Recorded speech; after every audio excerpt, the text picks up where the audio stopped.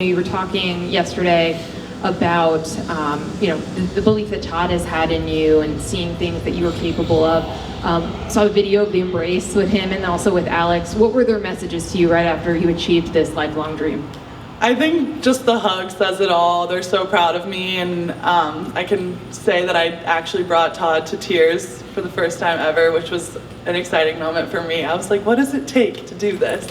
But yeah, I mean, Alex and Todd have been with me every step of the way since last trials, and this is a full circle moment for me and for them, and just this whole journey has been full of ups and downs, but I'm just really happy to be on such a high right now and have them alongside me, experiencing it. Pat Forty from Sports Illustrated for both you all. Tough misses in 2021, and now you turn around and you get it done. What's been the feeling just since you made the team? I mean, I saw Carson after my race, and we just had the biggest hug. I think we've kind of talked to each other about what it was like back in 2021 and related to each other, and that's definitely a hard setback to process, and I just am so proud of both of us for coming back on top and just doing exactly what we needed to do no matter the cost. Yeah, similar to Gretchen, I think even just coming here this week, as much as I've grown, I think there was still a fear because of what happened 3 years ago, of coming to this meet, and so tonight, just being behind the blocks and feeling a new sense of confidence about it, and because Gretchen and I were just talking about this right out there, it's it takes years of practice and years of work to feel good about that, and so to touch the wall first, and then seeing Gretchen after she made it as well it's a full circle moment for sure. Carson, Greg Egan from World Aquatics. It looks like your freestyle is much stronger than in past years. Can you talk a little bit about a change in strategy? And additionally, is there a mental component to what made you so much stronger in the final 100? Thank you. I think my freestyle definitely is better. I don't think that's totally why I had a better split tonight. I think it was mainly I've struggled, and I don't think this is a surprise to anyone, but I've struggled in the past with staying in my own lane, and the first thing that goes wrong in my race, in the past it was lights out for me, and I would just battle those inner negative voices, and tonight was just different, and I worked on everything I've been working on and staying in my own lane, sticking to my strategy that I know works, that I do in practice and I do in the practice meets, and then just knowing when I turned on the freestyle that I was going to be the fastest one in the pool in that leg. I think it was just, I was smiling the whole last 50. You talked about working with a mental coach, mental preparation. Yeah. I've worked with, ever since 2021, I've worked with a mental performance coach. First was Susanna Moeller. She helped me so much. And now I work with Jim Murphy, best performance coach in the world, I think. And he's done wonders, and he got me right for tonight. Yan Lee for Swim. This question for Carson. After the race, you looked pretty emotional after touching the wall. Can you talk about that moment and just everything that was going on? Yeah, I think the last 20 meters, I was I'm fairly certain I'm winning. At least I knew to the side I was breathing on, but I was still trying really hard to stay in my own lane. And so I immediately looked to my left and saw that I had won, and so at that moment I was just it was just such a big relief first of all the work and everything, mental and physical, and so that was such a relief, and then also just being able to look over at my family and them going crazy, and then giving Jay and Chase a hug because they were the ones who consoled me 3 years ago.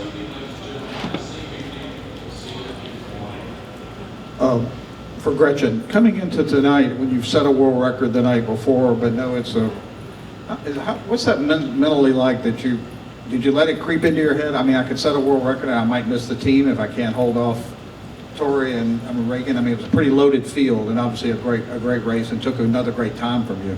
Yeah, I mean, going into tonight, I was definitely nervous. I just had a lot of what ifs going through my head of just being coming off of breaking a world record and then thinking like, well, I need to do that again or I might miss the team, and what if I get third, and what would that even look like? Because going into this meet, I don't think people had many expectations for me, and last night kind of set a lot, and so I had a talk with my confidence coach today, and we were just saying like, all I have to do is execute, and that's what I have been telling myself this entire time. And it's really, we say nothing more, nothing less, just execute. And so I went into tonight knowing that that's all I needed to do, stick to my race plan, stay in my lane like Carson said, and was just able to get my hand on the wall first. And I'm obviously so proud of Tori and Reagan. The fact that it took a 55 mid to make the Olympic team this year in that event is absolutely unheard of, and I'm so excited for America's success in that event come Paris. Gretchen, Christine Brennan, USA Today. Just to follow up on that, such a loaded field. Could you talk a little bit about Tori? I know you've competed against her, and of course, 3 years ago, she was talking about her lack of confidence, and then of course she made it, and then almost won a medal, finished fourth, at the Olympics. Just kind of the back and forth with her and you, and the rivalry, maybe how it will push you now as you head to Paris. Thanks. Yeah, me and Tori have been racing forever, honestly. I think like the first time we really got to know each other was back in 2019 at Junior Worlds in Budapest, and I like really enjoyed getting to know her over the course of those years, whether it be in meets like this or NCAA swimming. She's a great competitor, and someone that I just have really tried to not like mimic, but she's been setting the pace in this event, and so her times are what I've been striving for, and so just to even race her in a field like this is pretty crazy, and I was so proud of her for getting second because I know how much she wanted it, and just all the work that she's put in. So we all struggle with confidence, and it's just a hard sport, honestly, to be able to stay in your lane and perform at the exact right moment. And I'm just happy that she won a best time, I won a best time, and I think that we're going to be able to do some pretty amazing things together in Paris, just pushing each other and knowing that we're competing for Team USA, representing the same flag. It's a pretty powerful thing. Kyle Shahanian, Butchstroke Swimming. Carson, this is for you. Congrats, by the way, making your first Thank Olympic you. team. There's no doubt going to be a little French guy waiting for you in Paris in this event. It's going to be a tightly contested race, no doubt about it. What sort of confidence boost is this for you to get the job done when you need to get it done today? I think I obviously don't know what going to the Olympics is like. This is my first time, but from what I've heard, trials is the hard part, and that seems to be what it's been like the last couple of years at World Championships, and so it definitely feels good to get it done tonight when it seems like, I don't know what the stadium's like in Paris, but I doubt it's going to be like that. And so that may be a little bit easier. And in regards to Leon, I enjoy racing Leon. I think I said that last year as well. And I'm still trying my butt off to beat him. But it is really cool to swim against him and to try and challenge him. And he's just a good guy. He's been in Austin the last few weeks, and he's just a fun guy to be around. So I'm excited to get to race with him and Chase in a couple weeks. Henry Bushnell from Yahoo Sports. Gretchen, when you think back on your mental journey, just in long course in general, not just this event over the past couple years, when do you feel like you got over a hump over the past year or two and got to a place where you can come to a meet like this and perform? Yeah, honestly, I think the most challenging event for me to really get a grasp of again was the 100 free, and I'm swimming that in 2 days, but I really made headwind on that event specifically. I think it was 2 summers ago in Irvine at Nationals, and I just finally went a 53 again, and I went a 57 again in my 100 fly at that meet, and just even getting close to my best times from 2019 when I was 16 years old, I was so proud of myself in that moment, and it was a huge, I knew I had crossed a barrier and that the sky was the limit at that point. And still experienced some ups and downs from there, but knew that I had a strategy and that I was capable of what I always thought I could do. So I think that summer was really important for me, just in terms of getting back to where I thought I was and then moving forward and getting to this point today. Any other questions? Hannah Barton, Sports Capital Journalism. Congratulations to both of you. You both have been so open today and in the past about coming back from disappointments, specifically in 2021, working on your mentality and things like that. And now you're sitting here. What kind of a message do you hope young swimmers or young athletes in general can take away from the journey you guys have had the past few years? Yeah, I thank you for asking that. I think that's been something that 3 years ago when I was approached and asked about working with a performance coach or mental coach or confidence coach, I was almost a little bit offended, and deep down I knew I needed it, but I was like, I don't need that, and it's just kind of the stigma towards it. But I 100% can guarantee it, I would not be sitting up here if I had not done that. And so now seeing the benefit of it and seeing what it actually is like, you know, this is awesome, and this is so, we're gonna remember this forever, but also we're gonna go home and we're gonna wake up tomorrow morning and everything's gonna be normal. So just understanding it kind of puts perspective on swimming a little bit, and we do it at such a high level that sometimes it's lost. But it's just swimming at the end of the day, and we still got our families that love us and we love them, and so it's totally changed my career. Yeah, I mean, just to mimic that, I mean, I also would not be here today if I hadn't reached out for help. And I honestly started seeing Kristen even before my disappointing trials, but it took a lot for me to make it a regular habit of talking to her and seeking her advice. Even when I was performing really well, like, it's important when you're at your highest and when you're at your lowest to just keep doing that, because you never know when you are, it's hard to know when you're fighting inner demons and like when it's important to just talk to someone about them. So I would just say, like, it's totally changed my career. I'm gonna do it and as long as I swim, and yeah.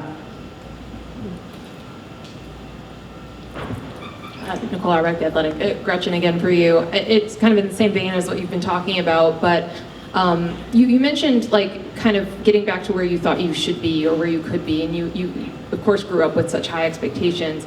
What did you learn about yourself by the route that it took to get here? That's a good question. I feel like I realized that it's important to listen to people when they have faith in you and they have confidence in you, and not to let that just like become a weight on your shoulder of pressure. It's important to take what people say and really believe in it, especially those like your family, your coaches, your friends. They're the people who know you best, and actually listening to that, I think it took a while for me to accept that maybe I am capable of doing stuff like this. Like, maybe Todd isn't crazy for thinking that I can break an American record. And just like believing in that and thinking about it every day as a goal, those are the people that I've learned that I need to lean on. It's important in those moments, and they're gonna be the ones who are there every step of the way and telling you, like, Gretchen, you can do this. You are capable of more than you'll ever know. So shout out to them, but definitely just a moment of realizing that this sport doesn't need to be so independent for me. It can be a dependent one too. One last question. Yan Lee from Swam. Carson and Gretchen, this is for both of you. Another thing that you guys have in common is that both of you have siblings who are also competing at the highest level at Olympic trials, could make the Olympic team. What has it been like to compete together with them alongside such a high stakes meet? I mean, I'm a little different than Carson in the sense that me and Alex don't really overlap in events as much. I feel like you and Jake don't Not really anymore, anymore. Not anymore. Well, but yeah, I mean, just like hugging Alex after that race, it's just a full circle moment again. Like back in 2021, watching her make her first ever Olympic team was a dream come true for me as a sister. Like I've never been so proud. And just to have that feeling be reciprocated, like she was more upset than me that I didn't make the Olympics last time. And I just think that says a lot about our relationship. We definitely rely on one another, we relate to each other, we support one another, and at a high level, high stakes meet, that's so stressful. It's nice to have a sibling on the deck just there to even give you just a smile or a nod that you got this. Yeah, similarly, I was just thinking when she said that, like I remember in 2021, I didn't cry. I don't know if I was a little bit numb to the emotion just because you feel so much when you get third and when you have disappointment, but I didn't really have any like emotion crying wise after 2021. And I remember after my third event, which was my last one, the only person that cried was Jake, and he cried for me, and at that point then that was a little bit hard emotionally, but like it just similar to Gretchen, it's like Jake has been my biggest supporter through ever since we became competitive at this level, along with my sister Hannah, who supports us from afar, even though she's not swimming anymore. But yeah, the hug with Jake tonight was incredible, and yeah, it almost feels like we're connected when we swim. It's like I get just as nervous for him, for his races. I get just as excited for his races.